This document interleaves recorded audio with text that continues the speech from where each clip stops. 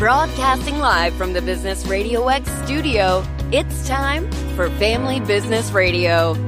Showcasing outstanding family businesses and the advisors who assist them.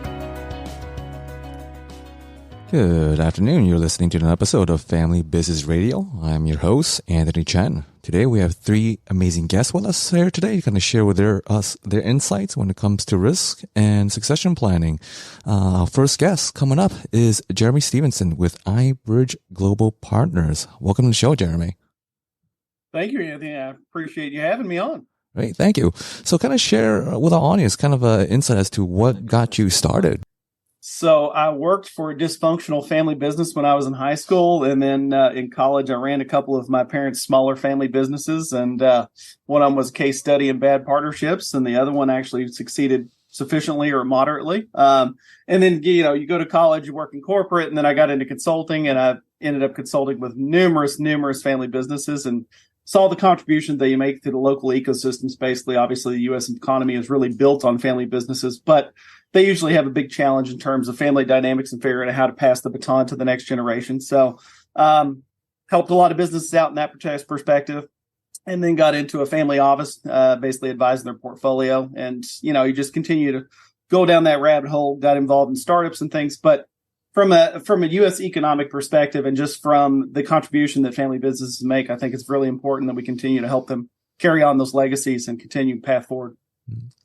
So you've been through it yourself in family businesses in your circle, and also help other family businesses in terms of their conversation when it comes to succession planning. What would you say would be kind of the top 2 or 3 challenges that are pretty similar among all family businesses? Family dynamics and transition planning, basically. Those are really the two that get them. Lack of growth is rarely the company's pitfall when it comes to scaling a business, basically. I mean, somebody not necessarily know how to run the business and how to grow it to, from 50 to 100 million or something like that, whoever's in charge. But it's the family dynamics and dysfunction, essentially, a lot of times that actually challenge the business from a going concern perspective. And then you get into, that leads into the next perspective of, you don't want to start scratching that wound a little bit so nobody starts planning for transition, or they start planning way late, basically, and underestimate how long it's going to take to really create a life business retirement strategy. And so, there's a lot of businesses out there that end up faltering, basically. And I mean, a significant percentage, essentially, from a family business perspective, that either end up selling for pennies or end up going bankrupt because of lack of transition planning. Nobody knows where the keys to the front door are when something happens. Mm-hmm. Yeah, I mean, with family dynamics, it can be both a kind of a strength or kind of a hair-raising experience in trying to navigate that conversation. How do you approach families in having that succession or transition planning discussion and kind of balance between their family relationships and really the decision on what's best for the business itself? Strong governance structure, really. That's really, I mean, the approach varies depending upon what the scenario is, but you've got to have a harmonious, collaborative, focused family environment, essentially, to succeed in the business realm.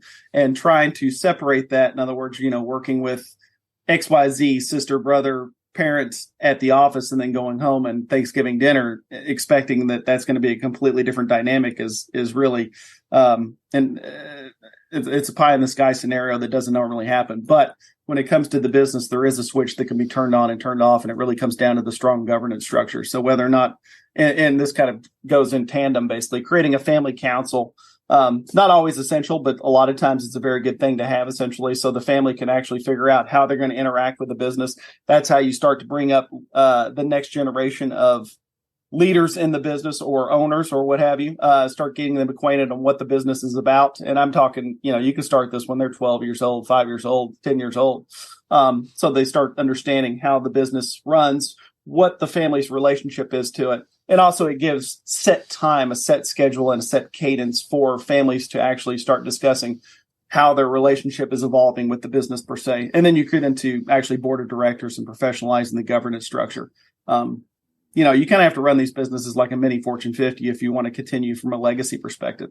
The other element to what your question asked about is creating, as opposed to creating a sellable asset, which is an end goal, or creating a succession roadmap, which obviously is kind of another end goal. It's creating a wealth generating asset basically for the family, or a family business asset basically. So you end up moving the family from operators to overseers. So they sit on the board and you install a leadership team that knows how to run the business, incentivize them in various ways, but they're non-family members. That takes the family business dynamic out of the business in a lot of respects. But it still allows the family to continue to operate, oversee, and continue the legacy of the business and benefit from its gains and benefits. So from what you're explaining, it sounds like one could go about two different tracks or just take two tracks at the same time. So I guess kind of correct me if I'm understanding correctly. One track is if the intention is to make sure that the baton or torch stays within the business and goes to the next generation, needing to start, as you mentioned, when they're 10 years old, not when mom and dad wants to like retire next year. And so that's the first track. And then the second track is instead of just being day-to-day operators in the business, they step back and act as a board of directors per se and let someone else step in to run the day-to-day. Is that kind of the gist of it?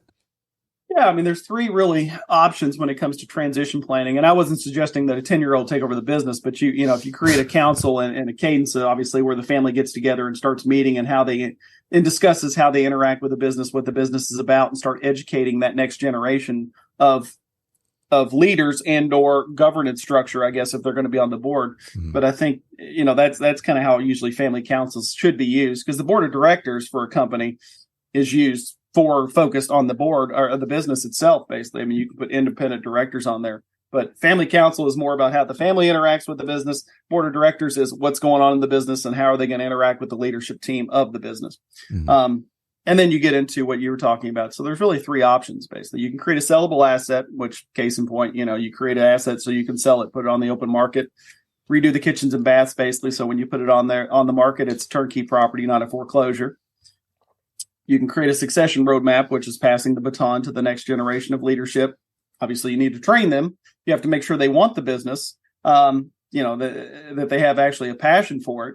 And then they have the capabilities of continuing the legacy and running the business. And then the third element, which a lot of times is a good benefit to family businesses, basically creating a family business asset or a wealth generating asset, basically. So to your point, yeah, the family sits on the board essentially and oversees how the business operates from that perspective on a governance structure, but they don't actually deal with the day to day. They have installed a leadership team, a CEO, whatever it is, to be able to manage that perspective. And yeah, so I mean, the family continues to retain the power of the business. They continue the legacy of the business, but they don't actually interact with it. That removes the family dynamic. It also removes the I guess you could say, dutifulness sometimes that goes into these businesses. Because, I mean, you have to think, I mean, just because somebody third, second, whatever generation created the business and carried the baton, that doesn't mean the next generation actually wants to do it. I mean, somebody may have a passion for being a doctor or a lawyer or whatever their profession, you know, maybe an artist, I don't know, whatever it is. Mm-hmm. And they don't actually want to go into making widgets for the next 30 years of their life. Well, if you do this, it frees them up because they can actually have outside lives, but they still retain the business. The business continues to be in the family and the legacy continues. It almost sounds like you're kind of building a firewall so that they don't cross over from business into awkward or tense Thanksgiving dinners. Well, it does remove a little bit of the family dynamic, essentially. But yeah, it's just more or less creating a wealth generating asset for the family, basically. So they don't actually have to deal with the day to day in terms of all the struggles and HR things. And, you know, how are we going to grow, scale, streamline this business on a daily perspective? They just sit on the board essentially and help direct traffic and advise from that perspective and continue to add value in that way. But yeah, you know, instead of working 365 days or however many days they're actually, because I mean, it's kind of a 7-day-a-week job, you know, they're meeting, you know, once a month or whatever the cadence is for the board meetings, essentially, and advising the leadership team who has, you know, expertise in particularly running certain styles of businesses. And they can actually have outside lives and outside careers, you know, but then again, it's not a sale, because I can tell you that most owners that I talk to, sell is not their family businesses. Their selling is not their number one choice. Basically, a lot of times, not all the time, but a lot of times, selling is a byproduct of lack of planning. So, kind of share with us, what are some, I guess, the misconceptions or myths surrounding family businesses? You know, that there's a lot of dysfunction. I mean, honestly, the misconception a lot of times is that it's easier to run a family business because you can't fire family, or it's more difficult because you can't fire family. And that's not the truth. I mean, I've worked with families that fired relatives, not all the time. And you do have to figure out generally how everybody plays in the same sandbox together. And that's really where a lot of those discussions come about. I mean, there's been a number of families that I've helped where we started with trying to figure out how we were going to structure it from a family perspective, and or we were solving problems. And I mean, some of them ran into health issues for certain people because, when the family's imploding and people think they've done things right, things get pretty tense, and, at the end of the day, they're still your brother, sister, parent, whatever, father, uncle. So, a lot of times that comes down to having that strict governance structure, having a cadence of meetings, essentially having your charter documents in order. And by that, I mean like bylaws and shareholder agreements and board charters and things, so that it's kind of plainly laid out, because a lot of family businesses don't actually operate that way. I mean, actually, a lot of privately held businesses don't operate in that manner. I mean, I've been involved in both. My focus is family business, but usually somebody has an idea, they figure out how to monetize it, and then it's growth, and we'll figure the rest of the stuff out later. Unfortunately, the rest of the stuff generally never gets figured out later. So, I mean, you've got to continue to evolve a business and I guess you could say mature it and professionalize it to the level that you're looking for. And if you want a legacy business that's going to last the last generations, then, you have to treat it as such. And flying by the seat of your pants from a financial perspective, not having any governance structure, just making decisions with the hip bone KPI, the key performance indicator being the hip bone. It's not exactly the general way of a rinse and repeat operation. Mm-hmm. So having worked with all business and seeing what doesn't work, share with the audience some of the key factors that you notice trend-wise that is successful on family businesses that have it together. Like what are the top things that they're doing that the others are not? Being proactive and actually understanding when external advisors can be handy and valuable, basically. It's like anybody, I guess the analogy of, not wanting to stop and ask for directions. Well, I mean, you might get there, but it may take you 6 hours longer than it should have. Mm-hmm. And it's kind of the same thing. I mean, if you want brain surgery, you hire a brain surgeon. There's certain blind spots that all these family businesses have, but being proactive and being accepting and acknowledging that outside advisors can add value to your world is a huge step in moving forward. And I guess you could say creating a structure that's driven by systems, processes, data, as opposed to kind of flying by the seat of your pants. Because I mean, that filters down to the hiring process, the firing process, basically. I mean, sole dependency is an issue in a lot of these businesses. Do they have any desktop procedures? Can somebody step into that role? Essentially, what's the training and onboarding perspective? Because most of them don't have a lot of turnover in a lot of cases. But I mean, you have to look at it again like a mini Fortune 50 company. And the other side of it, and this is just what I phrase it as, is all family business owners need a life, business, and retirement strategy. And when I say life, okay, how does the family interact with the business?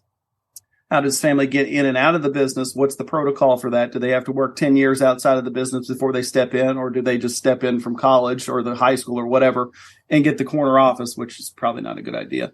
And then you get into how is the family going to resolve conflict? I mean, that can be detailed in charter documents, essentially, as this is the process that we follow to solve conflict. And then you get into looking at the business and following suit, essentially building that out so that it's a rinse and repeat. It's an operation that can have systems and processes again. And then the retirement strategy is something that you and I've discussed, actually, is in running parallel. So, I mean, most owners have too much assets tied up in their business. Basically, they need to de-risk themselves. So, I mean, we can create a better economic engine that's, performing more optimally. But what are you going to do with that bigger pot of gold? And a lot of times that's why I say they need to partner with their financial advisor to start funding ancillary sources of assets, so that when it does come to legacy, it comes to generational transition. Even if they have everything teed up, they can actually plan it so they don't even have to sell it to the next generation. Because, let's face it, unfortunately, that money's important, certainly from a retirement perspective. And if you get into a scenario where you have all your assets tied up in the business and you want to give it to your kids, it depends on what your age is, but there's not a lot of options in a lot of ways, but if you have sufficient assets outside of the business, then that is something you can do. Of course, you can put debt on the business, but then the business has to be exponentially more successful. And the person that's retiring, or the family members that are retiring, are totally reliant on that business continuing to operate in good form. So hopefully there's no pandemic or recession. So again, it's trying to look at it from a financial perspective, look at it from a business perspective in terms of optimally performing a business, and then looking at it from a life perspective. How does the family interact? What's their vision? What's their timeline? What's their goals for the transition? Who's going to take it over? How are they being trained? Do they want it? Are those discussions happening? Because there's a number of families that I've worked with, and says, I'm going to give it to Jane or Joe, and have you actually asked Jane or Joe if they want the business, if that's, if this is the life that they want? No, they just expect it. And that's a challenge for a lot of businesses. Yeah. So for our listeners that are kind of hearing this, either for the first time or maybe the 10th time where it's finally starting to trickle through the cracks, for lack of a better word, how can they best find you to kind of garner more of your wisdom and your guidance in navigating this tough conversation, or at least being proactive, taking that first step? Yeah, it always starts with a conversation. There's, these are big transformational projects. Owners are facing their own retirement challenges, which is a roadblock to starting this process. They're also facing family challenges, because then they have to start picking children in a lot of different ways, or at least having those discussions of who's going to take it over or what's that going to look like. And, again, that's sometimes pricking a wound that most people really would rather leave untouched. In terms of reaching me, my phone number is 502-741-7852. My website is www.ibridgeglobalpartners.com. And I'm on LinkedIn, Jeremy Stevenson at iBridge. Great. Thank you, Jeremy. Thank you. I appreciate it. And for our next guest, we have Hannah Odonoghue and Kurt Seiler with Baldwin Risk Partners. Welcome to the show. Thanks for having us. Great. So we'll start with Hannah. Share with us your story as to what got you into the field. Yeah, so I kind of have a similar background to Jeremy. I came from family business also, and ran retail boutiques with my father. So it's interesting to hear the heartaches on his perspective. But my background is like sales, marketing from a retail and nonprofit perspective. And so I came from the nonprofit side recently and was just ready to get back into the corporate world. And I felt like insurance was a great place to start because I was still catering to services and taking care of people, but it was just a different kind of sales cycle. Yeah. Right. Okay. So I took a little different route. I was a student at Kennesaw State, a business finance major back in the day, way back 2015 actually. And State Farm recruited me right out of the Burris building, and I got my start there like a lot of people in this industry, just working for a local State Farm agency, cutting my teeth, getting licensed, learning the business, learning how to represent clients' interest against a big national carrier like State Farm and make sure they're covered. So I did that for a long time, and it was great. I actually have a lot of good things to say about State Farm as a company. It's a great start to learn and get involved in this industry and learn how to actually insure somebody. But I felt that, it didn't really represent the client directly in the best way. In a way, when you work for a company like State Farm, you only represent them.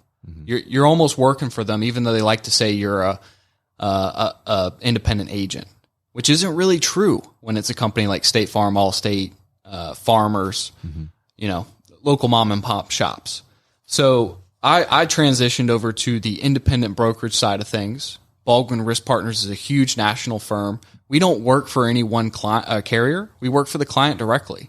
So I actually go out and I meet a client, or a client is referred to me through their financial advisor or banker, and I assess their needs as they are. And then I go and find and tailor the insurance policy or the insurance company or product to cover them specific to who they are. And that way I feel like I'm able to actually represent them and actually protect them in their best interest versus here's all I've got is this one company to cover you, take it or leave it. So that's how I got my start and been doing it almost 10 years now. Right. So as we were kind of on the subject of family businesses and talking about protecting assets, there's another elephant in the room, of course, personal assets, homeowners and auto. I know it's probably not the sexiest title or subject, but that is an elephant in the room when we're talking about protecting assets. So kind of share with us, what do you specifically look for when reviewing potential clients' homeowners insurance? Because I imagine that's a whole segment of an asset that, even if they're a non-business owner, that's probably when they're starting out, their largest asset. So kind of share with us a little insight. What is it that you're specifically looking for? And some people might be missing in their actual coverage where they assume they might have something, but they really don't have. I think that's a great point. I know you're a financial advisor, and as you know, most people, their largest asset is their home for everyday, Joes here. And one thing that I see a lot of times is not covered is their liability, the property liability. If they host parties, gatherings, they don't realize this, but if you serve alcohol at your house, you may have liquor liability and exposure to that. And if somebody goes home from your party and they're driving and something happens, God forbid, that could be tracked to you. Just like how they go after a bar or something that serves them. Mm-hmm. That's a rare one. We also see a lot of people with swimming pools. God forbid someone gets injured or drown, slip and fall. Mm-hmm. If they can prove you're negligent, they'll claim it against you. And if you don't have enough liability on your home policy, or you have personal injury excluded, which a lot of the basic, in the box carriers like Allstate and State Farm exclude, you actually have to have your agent add that on nowadays, then you're screwed. That's coming out of your pocket. And so that's what we're there for, to write the policy and review and make sure it's actually protecting you. So you're not just throwing your money away towards this insurance company. It's actually something that's going to have your back when you need it. And I was going to mention, I think one of the biggest misconceptions we get is people think, oh, my house was $500,000. I'm just going to insure my home for $500,000. But that's maybe the market value that they chose the home at, but we're looking at the true replacement cost, and that's always changing. So we're looking at, if that house was completely totaled, how much would it cost to rebuild the home exactly how it was prior to the catastrophe? And so we have special calculators that we go through with that. We're looking at the square footage. We're looking at the age of the electrical appliances, the plumbing, the roof age. All of those things are playing into a part of replacement cost of the home. And oftentimes we're finding that people are underinsured on their homes. And another big thing that we work with a lot of high net worth carriers, and they give you the option of guaranteed replacement costs. So that way you're not stuck to your coverage A dwelling limit. If they say if it's $500,000, but it might take $750,000 to rebuild that home. So that guaranteed replacement cost endorsement is allowing you more flexibility should you get into that kind of situation. Yeah, especially for the past couple of years, especially during the pandemic, the cost of wood was just astronomical, especially with cost of labor now, just doing anything, let alone replacement, which I guess kind of segueing right into, I guess, the insurance terminology, if I'm understanding correctly, is like a replacement cost and then something cash value and then something regarding to roofing. So kind of share with us, like, what is that for people who are not in insurance, or what does that mean for us? Anthony, I knew you were a smart guy. I don't know about that, but I try to make myself feel better, but thank you. Man, are you sure you don't work in insurance? Because that's something very few of us know, even in the industry. But it's a huge loophole in your contract with your insurance company on your home. Especially Allstate, they're notorious for this. But now we're starting to see it with other companies like Farmers. So actual cash value loss assessment. That's when they go and they depreciate the home's value or the roof's value by how old it is. So they go, all right, your roof's 15 years old, lightning storm, tree falls on your roof, the whole thing needs replacement. But after 10 years, Allstate does ACV, actual cash value loss assessment. So they're going to go ahead and depreciate 40% off the top. So your roof's basically half covered, you still have a deductible, and now you have a home claim on your record for 3 to 5 years, and now you can't switch. Nobody else will take you, or they're far higher just because you have the claim. So you're in a position where you've been paying premiums to a company for years, and now you have a claim, and they're only going to cover half of it. It's a double ripoff from both ends of the sword. So if I'm playing the scenario in my head correct, so let's just say my roof is just 10,000, just easy numbers, and the depreciation, if that's the right terminology, is 50%. So that means they would cover me for 5,000 out of the 10,000. And then your home deductible is $2,500, let's say. Oh, so now you're really getting a $2,500 check for the claim. The rest is on you. Well, it's good to know. I imagine our listeners probably scratching their head now, probably wanting to look. So if they're not with those carriers, then what verbiage should they be looking at? Or is that something that you like zone in once they give you, I guess, for lack of a word, their deck page. That's right. That's a great, that's a term we use. Look for a replacement cost loss assessment, or even better, what we do is guaranteed replacement cost. So that's something offered by a company like a Chubb. You know, they're the premier insurance carrier typically. Cincinnati Insurance, even Auto Owners Insurance, they all do guaranteed replacement cost. So that means no matter what it actually takes to rebuild your home, they're going to have to rebuild it. So say we're covering it for $500,000. Easy numbers again, just to work with for the example. And they run into all these cost overruns. Inflation's hit, as we know, in 2020, ever since the pandemic. And it actually takes $750,000 to rebuild the house. Well, because your agent, us, put guaranteed replacement cost in your contract, they're going to have to pay that $750,000 and fully rebuild the house as is. Even though you've only been paying premiums on a policy that estimates and covers it for $500,000. Well, another thing we're seeing is the carriers are getting more strict over the age of roofs.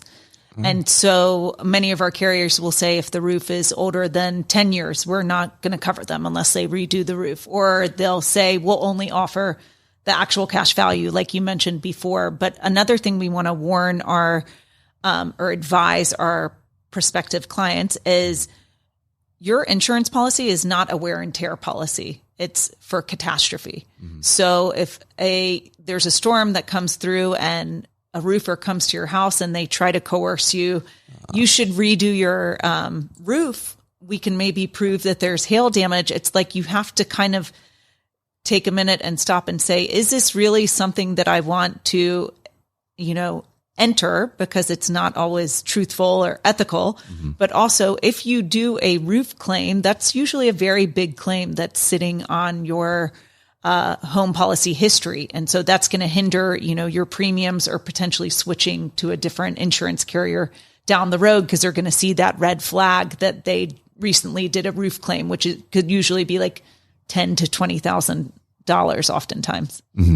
So if I'm understanding it correctly here is that don't just go for a potential claim just for the sake of it, because the long-term cost, whether it's obviously the premium hike the next year on a renewal, or you're just more or less stuck in that particular carrier with for X amount of years. And I'm, of course, going to jack up the, the premium, and you're just kind of really stuck there. If I'm understanding that correctly, that as the potential long-term cost. Yeah. I mean, it's basically like you're creating a report card. The more claims you participate in, the worse your report card is. And the carriers are going to be less likely to take care of you, or they may non-renew you because you've had 3 or more claims in the past 5 years. So that's always the type of advice that we're looking at when we're speaking to our prospects. Yeah, a good agent is going to tell you when not to make a small claim just as quick as they'll tell you when to go ahead and file this one, and we'll help you with it. So it's our job to fight on your behalf against the insurance carrier. You need an advocate. They have lawyers. They have this legalese written into their policy contracts that'll confuse even the most seasoned vet in this game. Our whole role is just to defend you and to get you the maximum value out of your insurance policies, and to make sure that you're covered for every risk that you've got. Now, property risk is usually on the forefront of people's minds. You drive a nice car, you have a nice house, you worked hard to buy that, and you want to protect it. Same thing applies to liability. That's really our most essential function that we see, and the most frequent requests we get from business owners and wealthy individuals. They're worried about the liability. How do I keep everything protected? So kind of segueing on the liability part, since we're still kind of talking more on the abstract side of things, especially with people with either high net worth or run business, they understand liability protection when it comes to having LLCs or businesses separated from their personal belongings. Then kind of share with us in terms of umbrella coverage. Because sometimes when I introduce that terminology, a lot of people kind of stare at me like deer in the headlights, like, well, what is this? Well, why do I need this? So share with the audience as to why that is important, especially for those with assets. Of course. So an insurance company, when you buy a policy, they do have the duty to defend you. Even if you buy a state minimum auto policy, they'll go get you a very bad lawyer that they have on retainer. And they'll probably try to settle for the amount of money you have, but it's not, you're not going to be pleased with the responsiveness and work. if you just have a basic auto policy. If you have an umbrella policy, which starts at $1 million in coverage to defend you, you're going to get a legal team, and because they don't want to pay out $1 million. They now have a vested interest in protecting you before it goes to court. So an umbrella just gives you that higher level of duty to defend. They pay for your legal fees, and they give you over $1 million to settle any claim against you, especially bodily injury, especially property liability. And, we'll get into this later, but especially if you have like a secondary lake house and somebody were to drown or something on your property, that's when things get scary. And that's when you want an umbrella or your best friend having your back. When I guess we might as well just kind of dig in on the personal liability, whether it's on property. You touch a little bit on entertaining at one's house, or in this case, perhaps a lakefront property, someone swimming in the swimming pool, or you had one of your kids' friends, I guess, kind of have a joyride with the boat. I mean, if something happens, what would that play out for that policy? So because it's your property and it's another child coming in, that falls onto your liability. So you can get sued if that child crashed the boat, for example. And the end of the day, with the umbrella policies, we're looking to protect our clients' wealth. So we're making sure that that liability limit is matching their personal assets or their personal net worth, because the wealthier someone is, the more vulnerable they are for lawsuits, because people can see their wealth. It's usually public knowledge. So we're trying to make sure that our high net worth clients are protected sufficiently. Which then segues to the next question. Sometimes, because you mentioned umbrella policies kind of start at a base of $1 million. And then you kind of allude a little bit, okay, well, the coverage should be kind of somewhat similar or matching to their net worth. Like, what is there a formula, or is it simply just as easy as, okay, I am at worth X amount on paper on net worth, I should have Y or similar X amount in umbrella? Is that just about a correct formula, or do you have something else that are more fine tuned? So that is contextual to the situation. We work with the financial advisor on that and typically come up with an amount that either matches or hopefully exceeds their assets, just to make sure that, hey, we're not at risk of losing what you've built. It doesn't always have to be, for example, if a guy's worth $200 million, $50 million umbrella is enough to settle almost anything. I mean, what would he have to do to actually go get a judgment past 50 million? Yeah. I shudder to think about that. So you don't have to have it match every time, but you want to get as close as you're comfortable with paying for in premium. Yeah. At the end of the day, that umbrella policy is to protect. Are you okay with coming out of pocket? If you're going to get sued for 1.5 million, your umbrella policy is 1 million, but your home, you have the 500 liability. So you should be okay. You're matched that way. But what if you're sued for 5 million and your umbrella policy only covers you for $1 million? Then you're out of pocket for the remainder of that litigation. And you know what? People don't think about a lot of the things that can open you up to this. We all have 16-year-olds who drive our cars that we own in our name, and we're just trusting them out there on the road. And God forbid something happens, and that comes back on you. They're your dependent. So until they're out of the household, you're liable for their damages, because they certainly don't have enough to pay working over at Publix or wherever. So keep in mind of that. Another thing is you can be attacked on your personal net worth for your capacity on an HOA board or even a not-for-profit charity board. So that's why umbrellas have those built-in endorsements. We call it D&O coverage to protect you from anything that arises from that and comes after your personal assets. When you say D&O coverage, what is that acronym? Directors and officers. Okay. So if you sit on a board, normally they'll just go after the board or the business or the entity. But if they're really after you, or it's something you've done against the claimant, they can come after you personally too. Doesn't mean they'll win, but do you want to pay for a lawyer to deal with that? Do you want to go to court and take time out of your busy schedule? Probably not. It's best to have your insurance company just go ahead and cease and desist them and pay for the attorney to handle that. Another common thing we're looking at with umbrella policy, there's an endorsement for employment liability. So you are looking at, at your home, do you have a nanny? Do you have a house cleaner? Do you have other employees in your home? Are they actually insured correctly? Because you want to make sure, that nanny could have that slip and fall and she can sue you right then and there. She could sue you for defamation because maybe she got fired and she wasn't happy about what she got fired over. So those are the little like minute details that we're looking at people's personal portfolios, making sure you have a manual for your home employees. Those are things we're looking at as well. So so that's another perspective that I'm a little blindsided on was, so let's just say, for example, for parents, whether it's a nanny or just hiring, a neighborhood babysitter, like the person is in high school and he or she is just kind of looking to make some money in the summer. Is that something that's would be covered under this kind of liability and either the homeowners or umbrella, or is that like something completely separate? Great question. I love where your mind went with that because it's not covered. Oh. Unless you have that endorsement, employment practices liability. That's the official term for it. On a standard home policy or even a standard umbrella policy, not covered.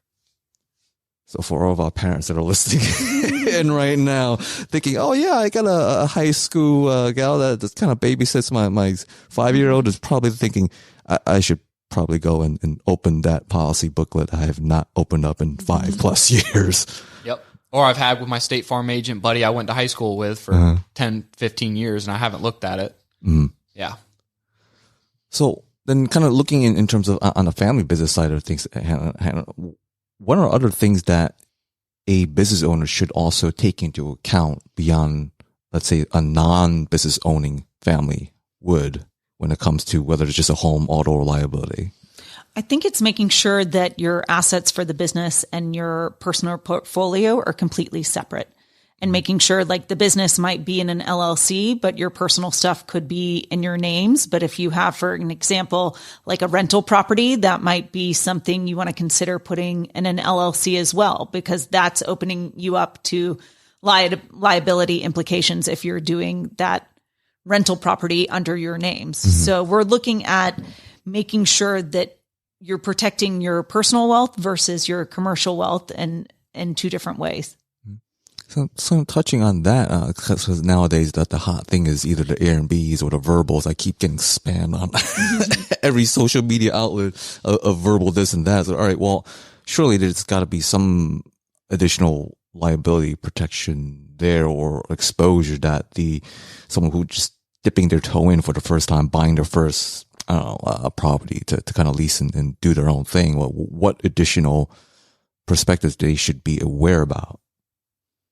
That's a great point, and I'm glad she brought up rental property because, like you said, we see that everywhere these days, especially Airbnb. So Airbnb has a sweet deal, and I'd have to look at the specific legalese, but they put all of the responsibility on the property owner. So if a guest gets hurt there, that's why you need to have good insurance, and that's why Airbnb requires the property owner to have at least $1 million because it's going on their insurance policy. It's going against their name, not Airbnb. They have an ironclad contract, for lack of a better term, with that property owner, and if a guest gets hurt there, it's all directed at the owner of the property, especially if they can prove negligence, like if they say your handrail isn't up to code or you don't have one or your steps or whatever. You know how people find something. When we're shopping for a carrier for these Airbnbs, we're making sure that we are telling our underwriters that it is a short-term rental. It's not a long-term rental, because those kind of details are very important, because many of our carriers do not want to cover the short-term rentals because it does involve more risk. You have more risk for burglarizing, for vacant property, pest control, all those kind of things that you wouldn't necessarily think about. So we are trying to get that fine-tooth comb when we're doing the discovery process with them to really understand how often are you renting your property, for how long, how are you vetting the people that are renting the property. So, we're always trying to do that deep dive so that we don't run into a problem that if they're trying to make a claim and the carrier says, well, you didn't disclose this, so we're not going to honor your claim. Yeah.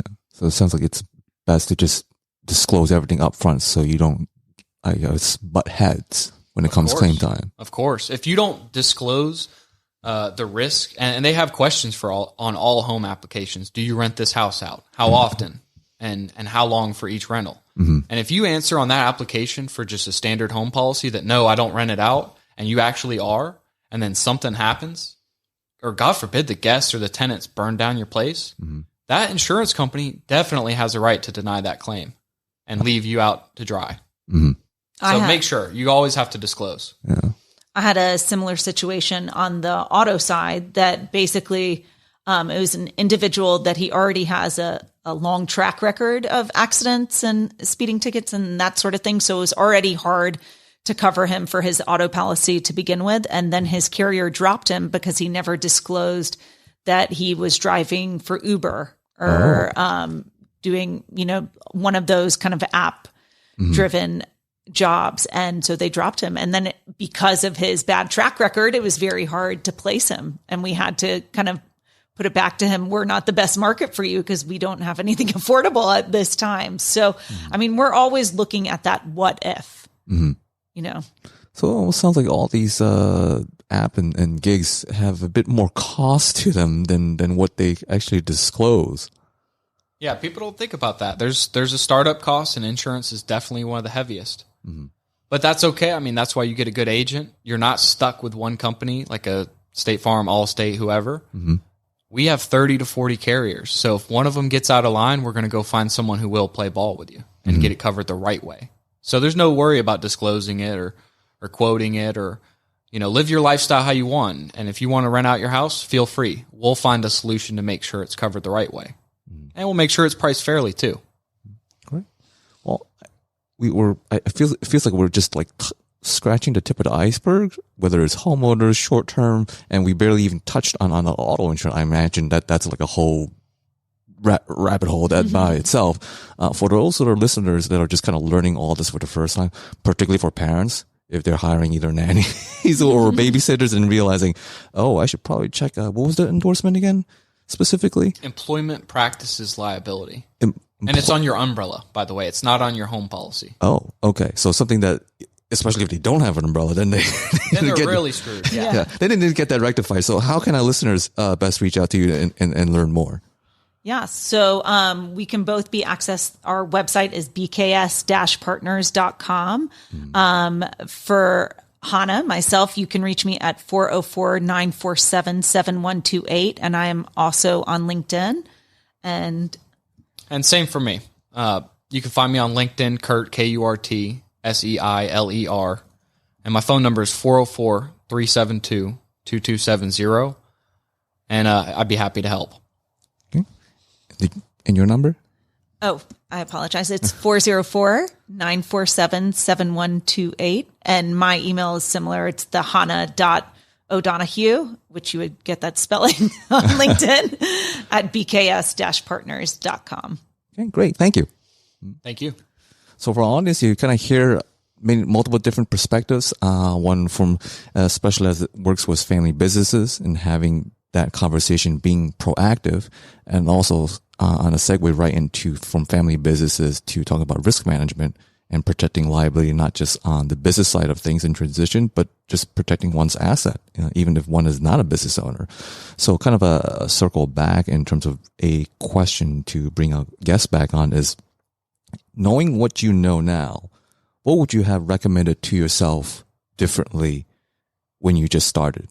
So again, the question is, knowing what you know now, what would you have recommended to yourself differently when you initially started? So to kind of give our guests some time to think, this is kind of the legalese portion of the show. So this show is sponsored and brought to you by yours truly, Anthony Chen, with Lighthouse Financial Network, securities and advisory services offered through Osaic, member FINRA SIPC. Osaic is separately owned, and other entities and or marketing names, products, or services referenced here are independent of Osaic. Our main office address is at 575 Broad Hollow Road in Melville, New York, 11747. You can best reach me at 631-465-9090, extension 5075, or my email, which is just my full name, Anthony Chen, Chen, there's no dot in between, at lfnllc.com. So bringing our guests back in, again, the question was, knowing what you know now, how would you recommend the business to yourself differently when you started? So to kind of kick us off, Jeremy. Yeah, thanks for the question, Anthony. Honestly, I don't think I could actually do too many things differently because what I do takes a culmination of experience from a lot of different ways. Mm-hmm. Obviously working in family business in the beginnings and seeing the different differentials and dynamics that go on there. And then obviously getting into corporate finance, I guess to be more precise, doing business taxes, and then getting into consultancy and helping hundreds of these family businesses, some of them privately held, some of them private equity backed, some of them in turnaround scenarios, some of them well performing. And then, building a startup and selling that company and then getting back into what I really like in terms of helping family businesses. I don't think it takes a lot of different knowledge pieces to be able to put the puzzle together. So I don't think there's anything I could have done besides maybe condense the time frame and move faster. And that's, unfortunately, the way I usually approach things is faster, but it doesn't always work out too well. Great. Thank you. Hannah. Definitely a very loaded question. I think if I were to tell my 22-year-old self, whether it was coming out of college or just getting married and having to combine insurance forces with my husband or just protecting just myself, I think probably the biggest thing I would say is read your policy. I just put my trust in my agent. I thought he knows what he's doing. He's got it.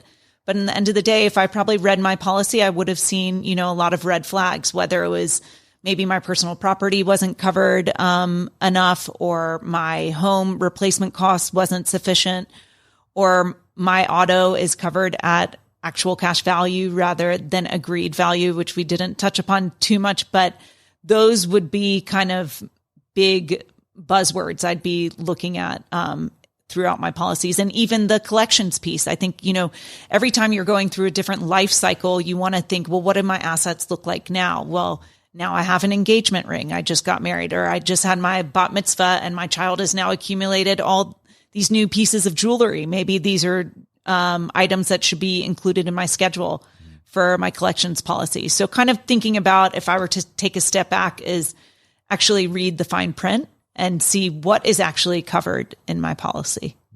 Thank you. Kurt? Hannah honestly stole one of mine, but I'm still going to go with it. Agreed value. I didn't even know what that was when I was 22. So I actually did total a 2017 Ford Fusion back in the day. Yes, just because I'm an insurance agent doesn't mean I've always been the best driver. And I just bought the car for $15,000, brand new. And, the adjuster for State Farm at the time goes, all right, we'll give you $11,000 for it. Go have fun with that kid. So just read your policy. Like she said, look out for things like that. You can easily get, doesn't mean it costs a lot more. In fact, I don't even think it costs a lot more at all. If you get agreed value, you just need to find the right company who will provide it. So that's a good one. Great. Well, thank you. Thank you. All right, now for a little section of what we would call Anthony's financial take. You've all heard it here. Is I think that kind of the underlying theme is simply being proactive. When we're talking about reaching one's own financial goals and addressing concerns, it's best to talk with a specialist that have both kind of the experience and understanding of risk. It is far better to mitigate against loss than it is to really just go after and chasing returns. It really takes a full team to actualize one's financial goals. And as a financial advisor, I am not swimming in the pools of the insurance brokers or people who are expert in working with family business, because they've got a far better lens in their specific niches and silos. So at the end of the day, be proactive, work with a team that, again, have both the experience and understanding of risk. And that is the end of today's Anthony's Financial Take. And thank you for listening to Family Business Radio.